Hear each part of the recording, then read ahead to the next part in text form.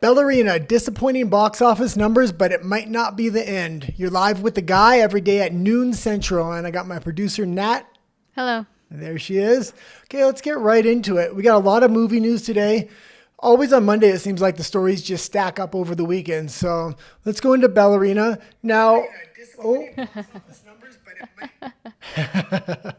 let me silence my phone here. Okay, let's go right into this. Let's get into this article here. So why Ballerina didn't leap into the rafters with 25 million opening? Do you want me to keep reading? Oh, yeah, keep reading. Okay.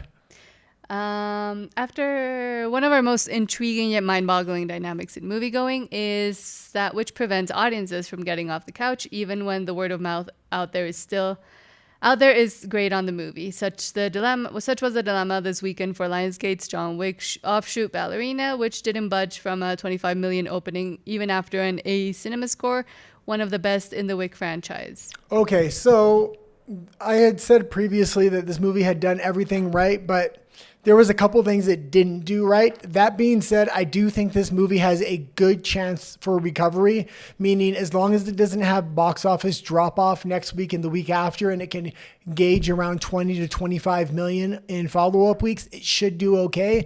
A movie that recently did this was Sinners. Sinners consistently had good box office week after week. It's only now starting to drop off when it's ready to leave theaters. So if Ballerina can do the same, and it has the potential to do the same because it is getting great reviews, not only from the mainstream media, but independent media is really pushing this movie. What do you think about this movie so far? But I want to go see it. We're going to go see it this weekend most likely, but I've read a lot about this. We kind of dived into it. My initial take on this, I completely disregarded this movie. I didn't talk about this part, but when we went to the movies to see another movie, this trailer came on, and although now I really do like the trailer, my first impression of the trailer turned me off from the movie. Why? Because it was a 90-pound beautiful woman that's just ass kicking, taking names. It just seemed unbelievable to me. And then on top of that, it had a kind of double cancellation factor where at the end of the trailer, John Wick comes in, and you would think that should promote this movie. But when you're taking a beloved action hero, putting the female in his traditional role, it almost seems like you're trying to gender swap. Even though they're not killing off John Wick, it just seems like they're trying to say a female can do it bigger and better. At least that's the impression the trailer gave me when I first seen it. Now, there was an embargo on this movie, so people couldn't give out their reviews on the early screenings. This was a mistake, but why did they do it? I think the studio may have feared backlash from the trailer. They probably had questionnaires about the trailers to male audiences. Male audiences probably came back with bad reviews because it reeked of feminism. Once the movie actually came out, though, it was much the opposite. It was non-political. It explained that the Ballerina character could not beat men, that she needs to fight unfair, that she trained from a young age. So it worked into the script why it was actually somewhat believable. And it's getting a good review from audiences now. But because those early reviews didn't come back soon enough, it was hard to probably counteract that trailer. Now that I know more about the movie and I rewatched the trailer, I really like the trailer now, primarily because the music. The music really drew me into that trailer, especially once I was able to kind of get past that, oh, maybe there isn't a bunch of messaging and feminism pushed into this movie. So we're definitely going to go watch it on probably Saturday, I'm guessing. Yes. Okay.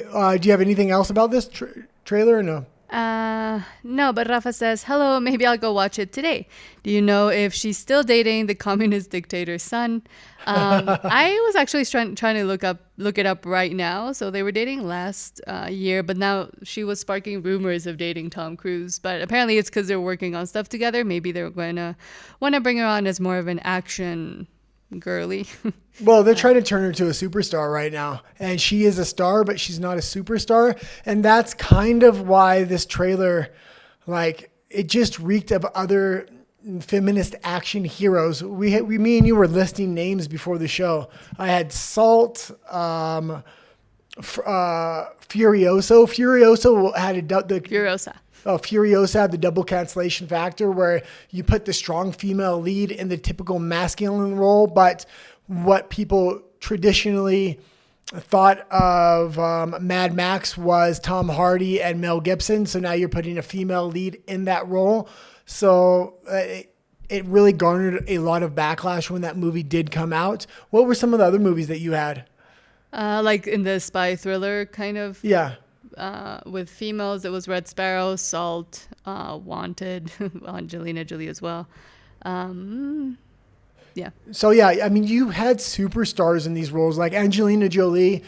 People might not look at her as a superstar anymore, but she was big beyond belief. It was really one of the biggest actresses in modern times. And now you have a star actress, but not a superstar actress. And why would you expect a different result? Maybe because they actually made a good movie, but leading up to this movie, especially action movies, really appeal to a largely male audience. A male audience now, if they even sniff a little bit of feminism on a movie, there's a good possibility they might reject it. And big studios should be taking note of that, because if this movie that did everything right, including make a good movie, unlike the Karate Kid did everything right except make a good movie. That's why they kind of fell off. This movie kind of did everything right, and they made a good movie, but they still are getting the backlash because the trailer reeked of a little bit of feminism.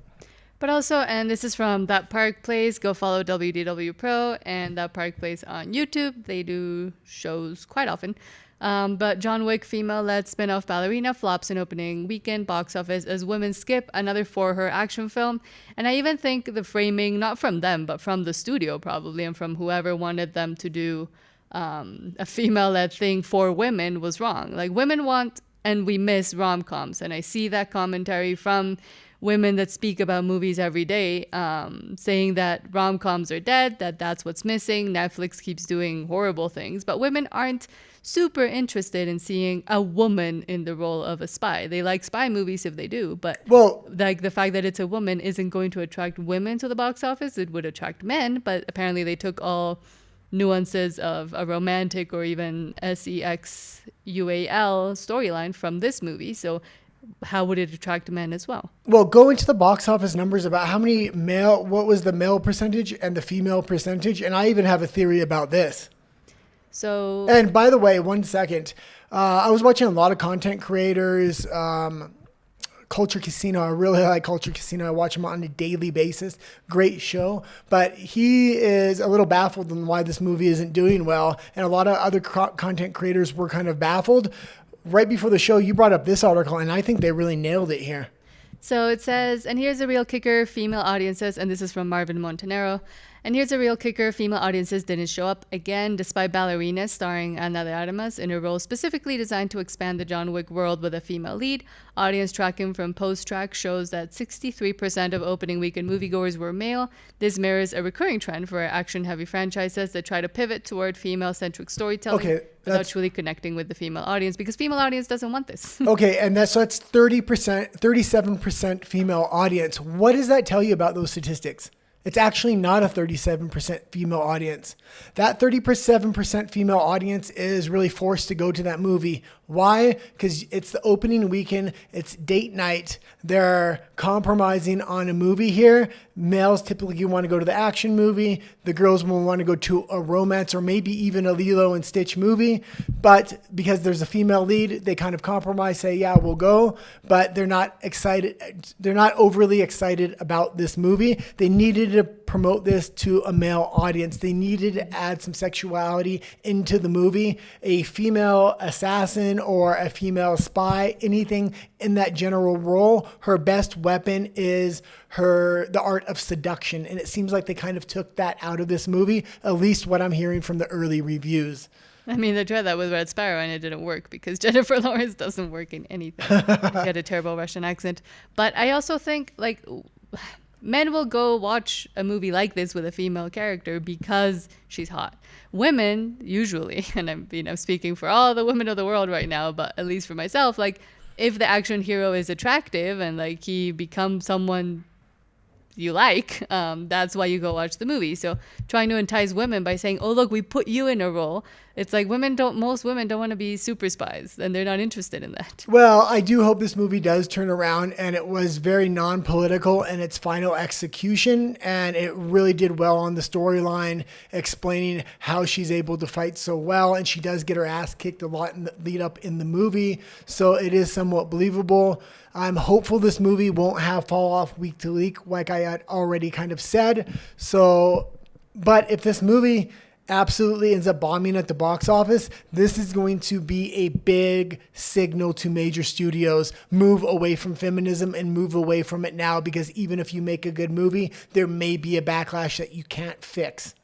And it's okay to say that female-led movies should be for female audiences, meaning more romance, comedy, drama, and that male movies should be spy, thriller, action, superhero movies. That's fine, but they don't want to admit that. They want to try to change everything, and it hasn't worked for the past 10 years. Yeah, and I don't know, you could add romance into this movie, at least part 2. Part 1, maybe you're developing the character, but you already have John Wick right there. His wife has already died.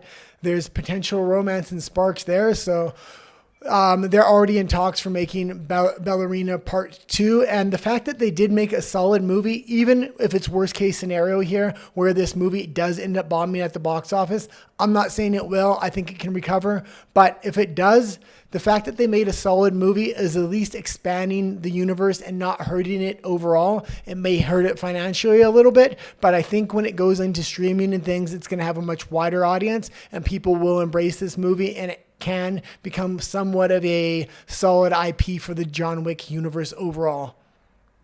Okay, let's go into Lilo and Stitch. And this also is kind of weekend box numbers of the biggest movies of the week. So Lilo and Stitch nears 800 million global. Mission Impossible Final Reckoning tops 450, and Ballerina bows to 51 worldwide. And take that with a grain of salt, because the 51 million worldwide for Ballerina it's only been out one weekend. So, of course, it's going to have much lower numbers. But that being said, it looks like Lilo and Stitch may not even break $1 billion here, which is kind of surprising. I had fully said I thought it was going to break $1 billion. It still can, and it still very may well. But if you get a hit like Lilo and Stitch, which is really appeals to kids, parents, it's rewatchable. If that's not breaking $1 billion, this is kind of sending a message to major studios that they may need to go to lower budget movies, like $20-30 million movies. You can make a lot more of those movies that are script heavy, that are really good scripts, and just take more risks. The problem that I keep saying with major studios is they're wanting to gatekeep the theaters. And the way they've chosen to do that is with extremely high budget movies. They're getting these AMC's and Regal Cinemas to sign on to carrying exclusively a lot of their movies. They have to be in a certain number of theaters, things like this. And the way they're doing that is $100 million movies. The gate to make a $100 million movie is very slim. Only major studios can do that. If they start making lower budget movies, it becomes more acceptable for even a $10 million movie to make it into theaters. And then how do they gatekeep at that point? It becomes a lot harder. So their strategy for gatekeeping overall for the past couple decades is really starting to backfire now, because audiences are rejecting them.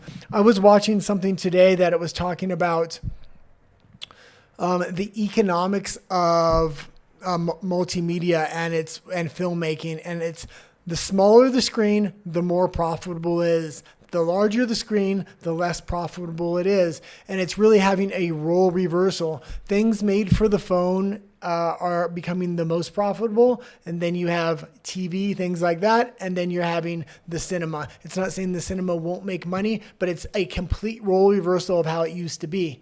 Everything was kind of geared towards cinema. Now things are gearing towards more content creators, YouTube, even Netflix, things that you can watch on your phone. You have anything here? A lot of no opinions. I hope tomorrow you actually have opinions. No, yes? Do you want to keep moving to the next one, or do you want me to keep reading with numbers? No, we can move on to the next one. It's about Lilo and Stitch again. Lilo and Stitch beats Ballerina at the box office as John Wick spinoff debuts to $25 million. Yeah, and this is kind of surprising because even though Lilo and Stitch is a huge movie, it appeals to a much larger audience. It's kind of been out for quite a while. I actually did expect Ballerina to take number one at the box office, and it just didn't manage to do that in any way, shape, or form. So hopefully next week when it comes back, I'm honestly expecting him to get beat next week by Lilo and Stitch as well. And Lilo and Stitch, again, it has that rewatchability factor. It has that, baked in word of mouth. And even with all the negative press and the left getting angry and the right getting angry, because, I'm not going to give the spoiler, but the ending is different. I think for kids and for their parents, it doesn't matter. They just want something to distract the children with. Well, I was going to say something about that, about distracting the children. Rewatchability. I can't remember now. Okay. Anyway, about Ballerina, even if it maintains at 25 million next week, it may very well get beat by Lilo and Stitch again. But overall, I don't think it's trying to be number one. It will be just happy if it doesn't have fall off week after week here. Okay, let's go into the next article, and that is James Gunn. So this is coming from Cosmic Book News from Mac McGloin. New Superman ditches patriotism for politics under James Gunn. No American way. Yeah, and we're not sure, or I'm not sure, and I was watching a lot about this because this story kind of emerged on Thursday, Friday. So I've been researching a lot of articles, and I'm not sure if it is in the movie or is taken out of the movie. That meaning it was on a product box, the movie box, I believe. And they said truth, justice, and the human way rather than the American way. He's not even a human. Yeah. He's an alien. That being said, I'm not even sure if it was in the cut of the movie at all. But at this point, there is backlash mounting about even the movie box taking out the American way. You may want to have time. You still have time. You can insert it into the movie. So it says, in what comes as no surprise, James Gunn's Superman ditches the classic and traditional motto of the Man of Steel, replacing the American way with a more politically correct the human way. The phrase truth, justice, and the American way was first popularized during the 1940s in the Adventures of Superman radio show. It became iconic with the 1950 Superman TV series starring George Reeves. Its long time being associated with Man of Steel. However, similar to Gunn, Bryan Singer also dropped the line in the 2006 Superman Returns movie. Well, here it is. This is the box I was talking about. It was the hand-painted toy. So where does it say? Okay. I'm trying to read it, but Well, that's okay. That being said, what did you have to say about this?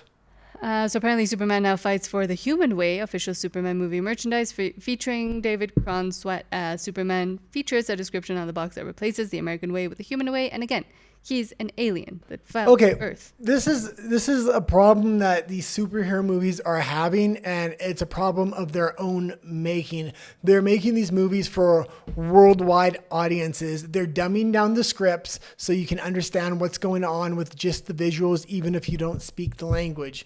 This has been a known fact for years. This is kind of the equation they're going into for these superhero movies. Now, it used to be when Superman first came out, it was for an American audience, so they would lean hard into it. When you're the filmmaker now, you're trying to make it for a global audience, so you're thinking, I don't want to turn off half the audience. But especially right now with the political climate in the United States, we recently just seen the riots over the weekend in LA, and there was a lot of people waving Mexican flags. When I'm going on X today, there is a huge backlash from Americans saying, why weren't these people waving American flags? And it's turning into what do they call it? The Mexican insurrection, which is kind of crazy. But there's this huge political climate in the United States. And if they move away from Americana with a classic character like Superman, the American audience is very likely to reject it. If the American audience rejects it, and American content creators and independent media reject this, when it comes out, it is going to have a rub on the world audience. So it's going to be interesting. They need this movie to succeed. I don't know if it can succeed. They should have leaned into Americana very hard, I think. That if this movie does fail, it's because they leaned into politics and they leaned into it the wrong way. We don't know. We haven't seen the movie yet. It's not out. So, also because apparently James Gunn did try to harken back to like the early years of Superman. There's a lot of references to older Superman properties, Superman movies, TV shows. And at the same time, it's this push from Hollywood as well, from all sides, for globalism, which makes no sense. And it's fine. Like, Americans, Hollywood, America are so ashamed of being American and having anything to do with their own country. Or for the longest time, they were trying to make people feel that way, but now they don't. And this might be one more, tick in the negative.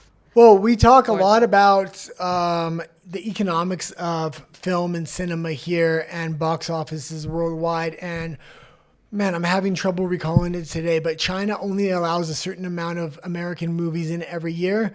When the tariff war first started up, they were going to ban everything. They've kind of backed down on that, but typically it's either 27 or 37 American films they let in annually. So it's not that many, and it's mainly the bigger properties, but very often those properties have to alter the film. Maybe rather than altering the film, they wanted to make sure they made it into the Chinese demographic or into China on a wide release basis. And that 34 a year.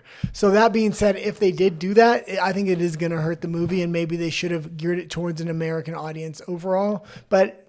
Or if they were going to gear it towards a Chinese audience, maybe make an alternate cut of the movie specifically for the Chinese audience. But I think it's more the whole we're embarrassed to be American thing. Yeah, it definitely is. And when the first trailer came out, that's kind of the feeling that it had. There seemed to be re-editing and trying to rework the movie and go back to more of a moderate front and appeal to the masses rather than a progressive left audience. And I mean, they also did the same with Captain America. It's baked in the name, but they did Captain Wakanda, so... Yeah, Captain America is the perfect example of it. Like, that politics completely ruined that movie. The equation is simple. Stay away from politics as far as movie goes, especially in the era right now. Wait till things simmer down. And especially within a movie, like, you have the opportunity to create a completely different world. You don't have to reflect the current world. So you can make up this different America and this different other countries in the world and go from there and maybe do the politics for those made up worlds, quote unquote, or those fictional Americas and other parts of the world. But there's no creativity in Hollywood, so they can only do current events from the current real world. Okay, let's go into How You Train Your Dragon. And this came out in Korea already. I believe it's set to come out in the U.S. on the 12th or 13th. I know Mexico's the 13th. Okay. So we're in Mexico. It's having a big reception in Korea. And this is a very important property for the studio. We'll talk about it. But their theme park in Florida, one of their best sections in the theme park is the How You Train Your Dragon section. In Epic Universe. Yeah. So not the live action, but the... And as we see, when Epic Universe kind of opened up, I was expecting to see a lot of kids rushing the park. It was all adults rushing the park.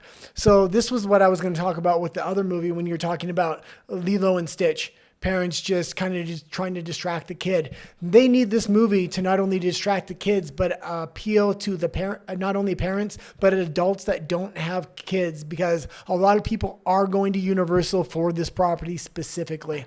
Apparently, it's the best part of Epic Universe. Again, haven't been, but...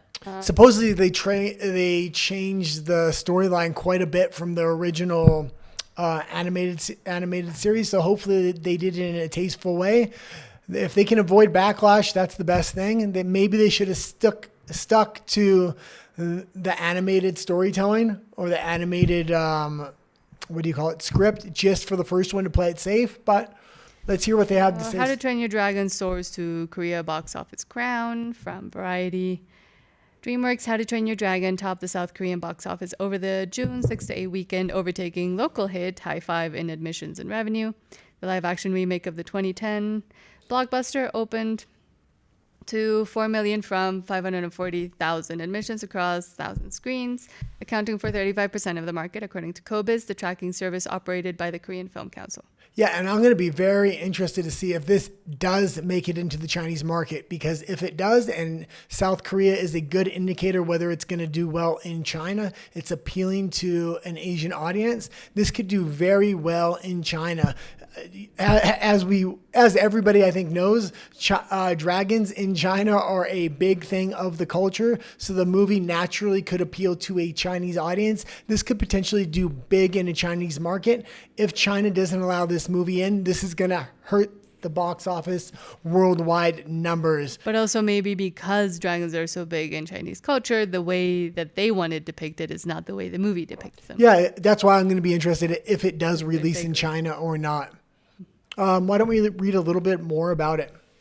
Okay, hold on. Because then it just goes on to other box office numbers within Korea. Oh, it does. Okay.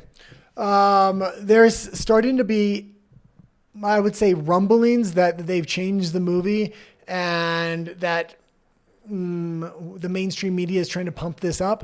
So once the pre-reviews really start coming out on this for the independent media, that's when we're going to have a real hold on, did they do this movie right? Did they not do it right? Things like this. What are you expecting from this movie? Well, on this from Deadline, this is actually someone's review. So Desi Gomez, How to Train Your Dragon review, live action take subtly stretches the original's wingspan. 15 years and some change after Universal and DreamWorks launched the first of its 3 successful animated How to Train Your Dragon movies, their live-action remake, complete with CGI dragons, cruises along with a nice tailwind. While certain details and specific scenes were modified and some dialogue subtly shifted to enhance the story, the new version follows the original's plot 3-act structure to a T. That girl right there that's in the movie, the actress, I don't know what her name is, but she looks a lot like the girl from Game of Thrones. But in season 1, at least. I don't know who you mean. But the girl that was controlling the dragons that was married to Khaleesi? Jason Momoa? Khaleesi? Yeah, I think so. I don't think she looks like that at all. But okay, we'll agree to disagree. She looks more like Zendaya, if anything. No, not at all. Look at her face. No. Okay, let's continue. Well, I was going to say, they might have done what a lot of people wanted Disney to do with their live action movies, which is stick to the damn story. The original movies, of the original animated movies. But they didn't. They mostly did. Some dialogue was changed. When they're saying here they stretch the original wingspan, what they're actually... Subtly stretches. It subtly goes into more story building, but it seems that at least this reviewer thinks that How to Train Your Dragon in live action is mostly like... And that's what independent reviewers were saying this morning when I was going on different sites. They were saying they've actually dramatically changed the story, but the mainstream media is trying to say they've suddenly done it. This is why I'm coming up with these kind of talking points. I haven't seen the movie. The movie's not even out in Mexico, but the rumor mill is kind of turning right now. I was going to say one more thing about how you train your dragon. How to train your dragon. How I train my dragon. That's you. They did major promotion in Mexico for this movie. It is all over the cinema right now with 3D boxes that are 5 times taller than me. They did the same thing with Mission Impossible here. So this is the primary movie for promotion within Mexico City, at least, that I'm seeing right now that's out. Okay, let's go into Apple. So Apple heads into annual showcase reeling from AI missteps, tech upheaval, and Trump's trade war from AP News. Okay, let's read a little bit about this. After stumbling out of the starting gate in Big Tech's pivotal race to capitalize on artificial intelligence, Apple tried to regain its footing Monday at its annual Worldwide Developers Conference, the pre-summer right, which attracted thousands of developers. Okay, we don't care about that. In 2023, Apple unveiled a mixed reality headset that has been little more than a niche product, and last year, WWDC trumpeted its first major foray into the AI craze with an array of new features highlighted by the promise of a smarter and more versatile version of its virtual assistant Siri. Apple had intended that planned Siri upgrade to herald its long-awaited attempt to become a major player in the AI craze after getting a late start in the phenomenon that so far has been largely led by OpenAI, Google, Microsoft, and an array of cutting-edge startups.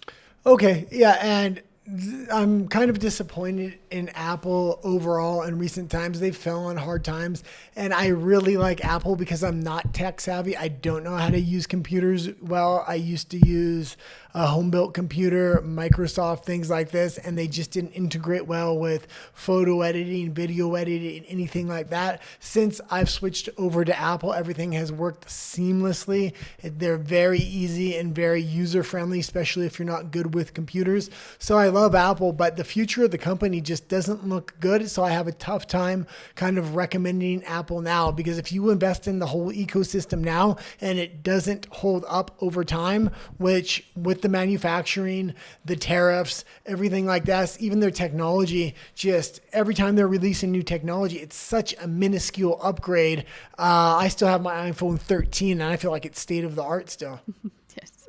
And they've slowed down because I feel like they're trying to, catch up or find what else they can do that's new. That's not what everybody else is doing. But because everybody else is moving so much towards AI, their focus towards AI, I think, was not what their customers actually wanted. Yeah, and I think they didn't design their chips around AI, and they had recently designed their chips just before AI had come out.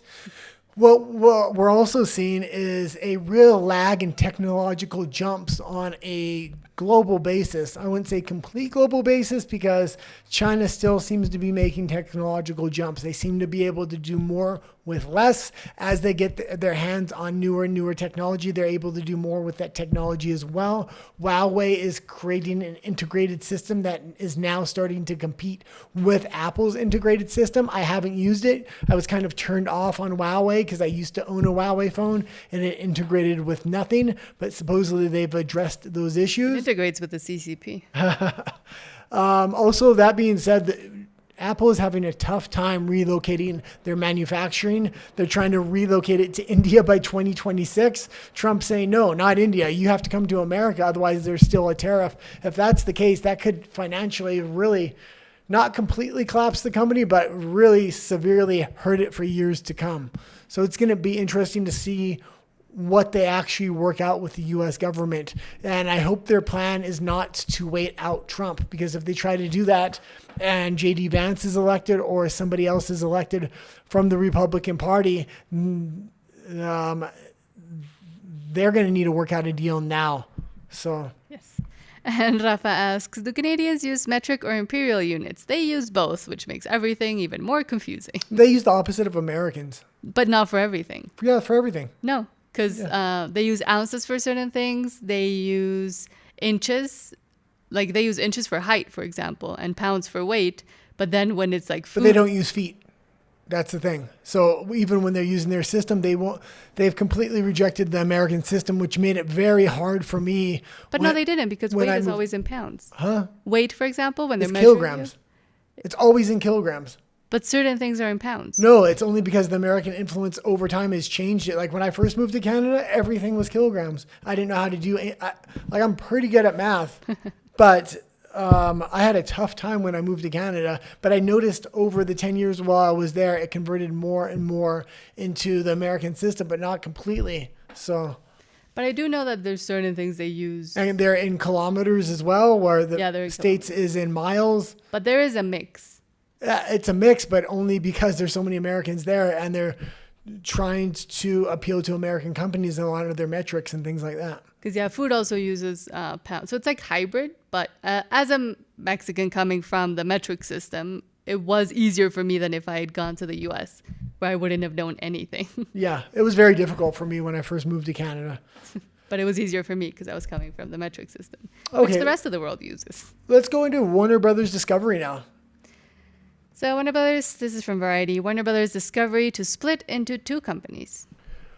Okay, why don't you read a little bit of this and then read the next headline with the next story, because I kind of combined them both.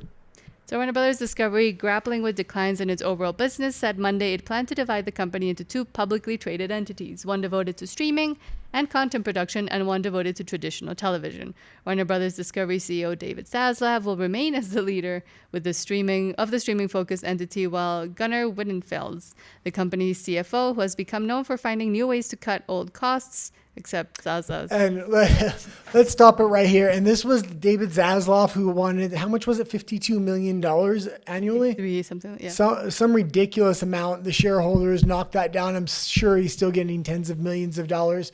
but he's taking over the streaming services, it said. Well, the other guy's taking over the television properties and things like that. Once we read the next article, you're going to find out why. Zavlov is obviously the heavy hitter at this company, and he wants to meet all of his quotas, and he wants to look like the guy that's saving the company. So he wants to take over all the aspects of the company that are kind of succeeding while giving all the shit properties to the other guy. So maybe next year he can get his $54 million or whatever it is. So from the Hollywood Reporter, majority of Warner Brothers Discovery's $37 billion in debt will be spun off with TV networks, that its CEO says, but a not insignificant portion will remain with streaming and studios and with David Zaslav. Yeah, so they're going to put most of their debt off on their TV networks, and it's going to leave a little bit of debt with their streaming, but their streaming has much more potential and growth within it, especially if they manage to get sports properties or live properties, things like this. So if Zaslav is able to bring that into profitability, he may very well get that $54 million he was gunning for this year and next year. Did you have anything about the story or no? Okay, we've been talking quite a bit about this. Let's move on to the next thing, which is Dish Network. So from Reuters, EcoStar prepares potential bankruptcy filing amid FCC review, Wall Street Journal reports. And Dish Network, EcoStar have been having a tough time for a long time. They've been in the media for a couple of years. Bankruptcy is expected to hit this company. I would expect this company to disappear at some point, especially with SpaceX coming in with their satellites and things like this for mobile or for home. SpaceX or Starlink? Starlink, sorry. It's one and the same almost. Yeah, basically. Okay, why don't we read a little bit about this? So EcoStar is considering a Chapter 11 bankruptcy filing as the telecommunications services firm vies to shield its cachet of wireless spectrum licenses from the threat of revocation by federal regulators, the Wall Street Journal reported, citing people familiar with the matter. Company declined to comment on the report. Last month, the FCC notified EcoStar it was investigating the company's compliance with certain federal obligations to provide 5G service in the U.S., questioning EcoStar's build-out extension and mobile satellite service. Go down to where it says EcoStar has previously disclosed. So EcoStar has previously disclosed that it missed roughly $500 million in interest payments, citing uncertainty around the ongoing FCC review. And yeah, we had done a story. It was quite a while ago, and I was actually maybe 6 months ago. I was really up on this story, but I'm surprised they're even still around based upon the first time I did that story. Financial collapse, I think, is imminent for this company. And a lot of people in the United States still have Dish, but this is really going to hurt cable news and things like this. If this company does end up collapsing, those people are going to go to internet primary, YouTube, stuff like that. Mm-hmm. Okay, let's go into the next story. So from Deadline, judge denies Corporation for Public Broadcasting's motion in Trump case, but ruling still allows for 3 board members to remain. So the update is the Corporation for Public Broadcasting said that 3 members will remain on its board, even though a federal judge turned down their motion to block Donald Trump from firing them. Yeah, and Trump can kind of do whatever he wants. This is public broadcasting, and it's financed and ran by the government, I believe. So I think he ultimately has the say of what happens within the company. There's not many companies Trump would have the ability to say, or a U.S. president has influence over a company like they do public broadcasting. I was also very surprised the other day when we reported on public broadcasting that they were getting almost $1 billion or something like that. Mm-hmm. So yeah, of course, if the United States government wants to come in and have some control over their investment, which is almost $1 billion, they should. Okay, let's continue on. So Getty Images and Stability AI face off in British copyright trial that will test the AI industry, from AP News. Getty Images is facing off against artificial intelligence company Stability AI in a London courtroom for the first major copyright trial of the generative AI industry. Opening arguments before a judge at the British High Court began Monday. The trial could last for 3 weeks, followed blah, blah, blah. Stability, based in London, owns a widely used AI image making tool that sparked enthusiasm for the instant creation of AI artwork. and images. OpenAI introduced its surprise hit chatbot ChatGPT 3 months later. Seattle-based Getty has argued that the development of the AI image maker called Stable Diffusion involved brazen infringement of Getty's photography collection on a staggering scale. So this is going to be interesting what kind of happens here. And I see this less between these two corporations and more between the Chinese and American system of AI, or the global South AI system versus the Western AI system.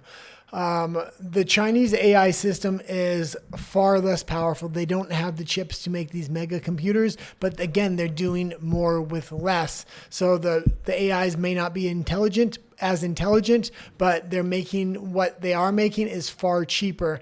The thing that could really level the playing field is if the US and the West really start hindering the AI companies and things like this in the West with these legal lawsuits and setting precedents, really putting guardrails around AI. If the Chinese model has no guardrails, it's really going to be able to compete even with a computer system that's far technologically more advanced than itself.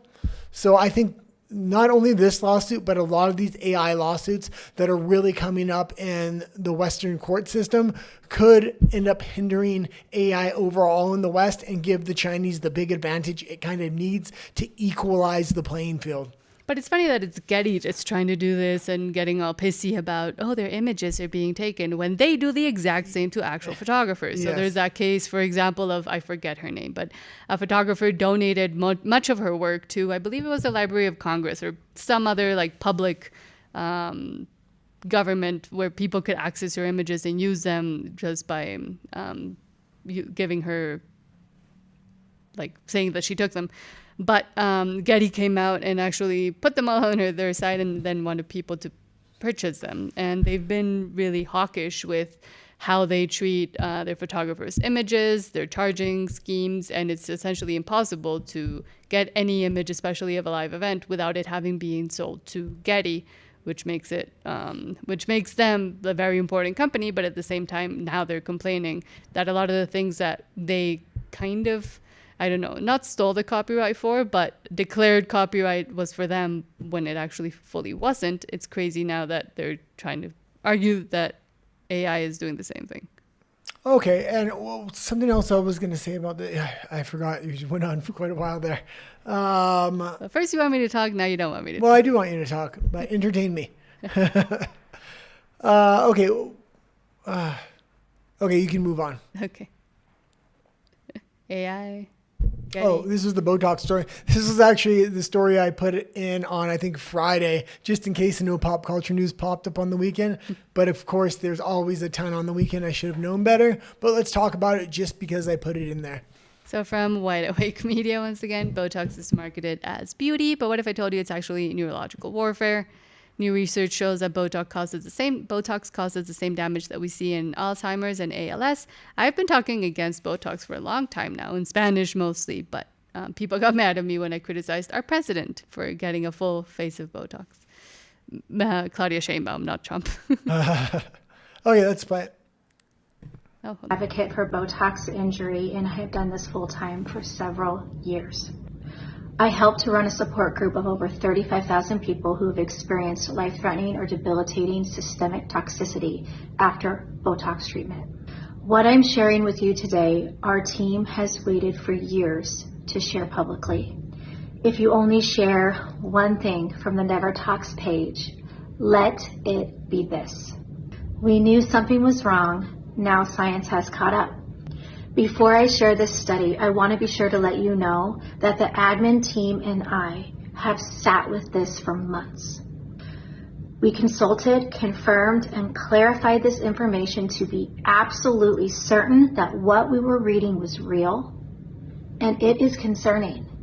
So if anyone doubts this information, reach out and we will walk you through it. Botox travels to the brain. That is no longer debatable. It has been known that botulinum toxin A can travel past the peripheral nerves, the PNS system, and into the central nervous system, meaning your brain and your spinal cord. Once it is in the CNS system, its damage is profound.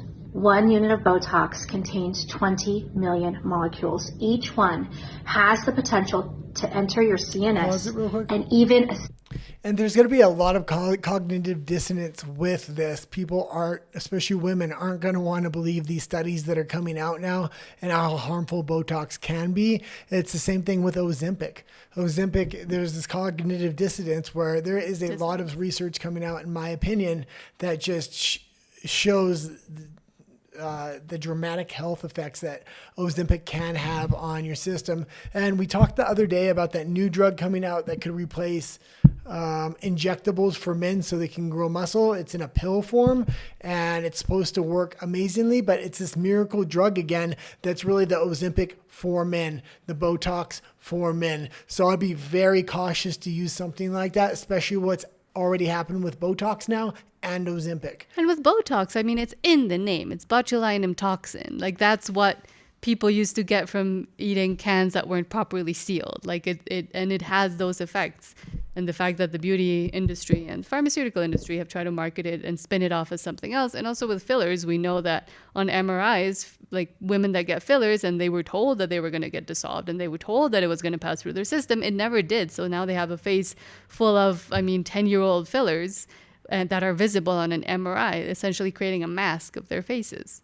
Okay, let's continue with the video here. single molecule can do devastating damage. Why? Because it's enzymatic, meaning one molecule can cleave SNAP25 over and over again, silencing neuron after neuron. And here's the most terrifying part. We don't know how many neurons will be affected. We don't know how long it will last. We don't know when it will... I actually need it on the other video. Otherwise it looks like I'm looking way over here. I know, but otherwise I can't pause it as quickly. Okay, play it.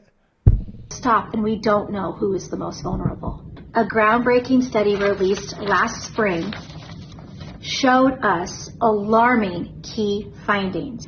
Can Botox trigger Alzheimer's or other CNS pathologies?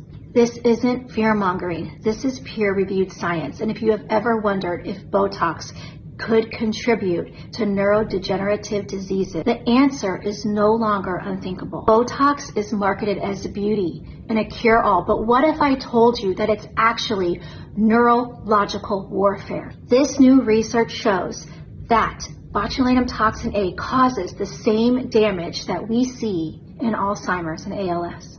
Please share this before it's taken down and before someone you love forces. So that's good for that. Yeah, and I kind of just put that in there because I wanted to bring up not only this conversation, but the conversation of Ozempic and this new male version of Ozempic that is supposedly going to hit the market very soon.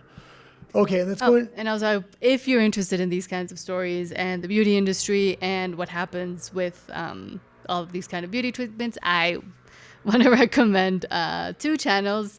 They're led by girls, but so Lael Hansen, she does a lot of great work actually examining what happens with all of these beauty treatments. And also Stephanie Lange talks about the kinds of dangers of injectables and other beauty cosmetic treatments that they don't want you to know about. So I'll put them in the description as well. And Rafa says, a former classmate posted on Saturday a picture of her being injected with Botox. I felt sad about it. She's beautiful and too young to do that. Besides, maybe it's nothing to be ashamed of, but also not worth bragging about. And women have been now told by celebrities and by people in the media that, oh, there's no shame. Come with me to get fillers. They've done this whole, thing about marketing it towards also, for example, baby Botox. Women in their 20s getting preventative Botox, which is actually prevents nothing, and essentially will create, your face will become so frozen, eventually you will need a facelift because your forehead will sag down to your eyebrows because it hasn't moved and you don't have the muscles necessarily trained anymore to move your actual face. Well, and it's a little bit crazy because women are getting married much, much later, and they're not even trying to settle down until they're well into their 30s. Once they've kind of played the field, done what they wanted, and now they're 33, 34, they're looking to settle down with a husband, but they're realizing they're having to compete with 22, 23-year-olds. They don't know how to do that.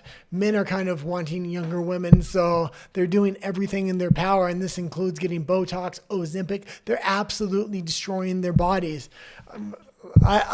I would say women maybe need to settle down when they're a little younger, when they're at their highest value. But the problem is, no, don't talk about value. But the problem is with women at 20, they're now getting told by That's the problem. influencers on Instagram and other celebrities that they need preventative stuff. Also by all these beauty clinics that now have Instagram accounts to market all their services, saying, oh, if you don't get like a tiny bit of Botox in your 20s, then you'll need so much more in your 30s. And I'm sitting here like, I'm past my 20s and I've never put anything. Yeah, in my but face. it's also different from And it's also different from you because you have a long-term partner and things like that. When you're 33, 34, you're still single. Now you're looking for a husband. It's very hard. Let's say you're 25, 26, 27. You find your long-term partner you're gonna get married to. Somebody's accepted you for who you are. You don't feel as pressured into getting Botox and all this other crap. Mm-hmm. Okay, let's go into the last story, and it was Whoopi Goldberg. Yeah. Insufferable woman, Whoopi And Goldberg. I almost put this as the second story after Ballerina because it kind of relates to feminism in a big way. Okay, so Insufferable Woman, from the Hollywood Reporter, they didn't say that, but I'm saying that. Whoopi Goldberg co-founded all women's sports network Pluto TV launched Fast channel. And this is going to end up being the WNBA of cable channels. And if you don't know anything about the WNBA, I actually talk a lot about it on here. From its very inception, it's lost massive amounts of money every year. It's completely subsidized by the NBA. They use the WNBA as their social justice shield, and they try to bring the female fans over from the WNBA to the NBA, but they lose massive amounts of money every year. And it says... They're really just handicapping themselves by only allowing women to work at this network. And it says it is available in the U.S. and exclusive to Pluto in Canada, the U.K., and the Nordics. Incredible women athletes have been competing at the highest levels without the recognition they deserve. It's because nobody's interested in watching women play sports. Sorry, but it's true. The recognition they deserve, if they were exciting, they would be getting that recognition. Caitlin Clark is getting massive recognition, and she's getting massive backlash from the female community. The female community and the feminist community should be adopting her in because she could really bring female sports, especially female basketball, to the next level. But the complete opposite is happening. They're rejecting her. They're trying to put up these 7-foot-tall lesbians as the future of the WNBA, and the fans just don't want it. Yeah, and it's just normal because men want to watch men play sports because in some, I don't know, basal instinct, they want to believe that it's them playing sports. And that's why they get so attached to it's not sports. just that. But for women aren't that interested in playing sports. And it's fine, again, it's fine that women have their own interests that doesn't have to be the same as men's. But now they're trying to make women into men and men into women. Well, the major consumer of sports, maybe you don't know the statistics, is actually men are the ones that watch women's sports, not women. So yes, because they want to watch. But that being said, even men will reject women's sports in mass. You have a small portion of men that will watch women's sports, and that's your primary audience. But women just aren't as athletic. So when it comes to basketball, there's no dunking. You take dunking out of the NBA, it's just not as palatable. It's not as exciting. Things like this. If you look at female either MMA or boxing, they don't have the same power. They don't have the same knockout ability. Things like that. And I mean, deep down, men like to watch women in MMA, for example, because they're wearing tiny shorts and a tiny bra, and then now they're hitting each other. No, they don't. No, I used to teach MMA, and you're completely off base on that take. Then why do men watch it? That can be your Why take. do men watch women's sports then? Why are you talking about women's MMA? Because that's what you said, but then you said women's sports after. So which one are you referring to here? Both. I just told you they don't watch women's basketball because there's no dunking. It's not as exciting. Well, why do they watch? You said they don't watch MMA because they don't hit as hard. So why do men actually do like women's MMA? They don't like women's MMA. They only like very niche competitors. And those niche competitors aren't always necessarily feminist competitors. You had Chris Cyborg, which was very masculine. Men tuned in her because she was on so much steroids that she could knock out the other opponent in spectacular fashion like a man could. That's why they watched her. They also watch Ronda Rousey because she could break arms. So they're watching it for the violence, the same reason they're watching men's MMA. Okay. But women's MMA is not popular overall. It's only popular with very niche competitors and things like this. Even male MMA it's the personalities that drive the viewership, if you look at the viewership number. But you don't watch it as much as I do, so I do understand you have more of a... Well, again, I'm a female. I'm not interested in watching sports, and I think that's the story for most women. But it's not, because I go over the statistical numbers and the viewership of very often the UFC, boxing and things like this, and it has to do with the violence and the excitement. I know, that's what I'm saying. Women aren't as interested in watching sports, and when they are, like soccer, it's because it's national pride or their team or their father or family members are also interested, so that draws them in. But I feel like from women I talk to, nobody's really like a big follower of sports. Well, the sports leagues and the UFC, the boxing, the NBA, they all know women aren't watching sports. They're not trying to attract, they might try to attract a female audience, but they know their viewership is male. And it's based on personalities and excitement is why males will watch female sports on occasion. But also because some female sports showcase females in an attractive way. I'll just put it that way. No, it doesn't hurt.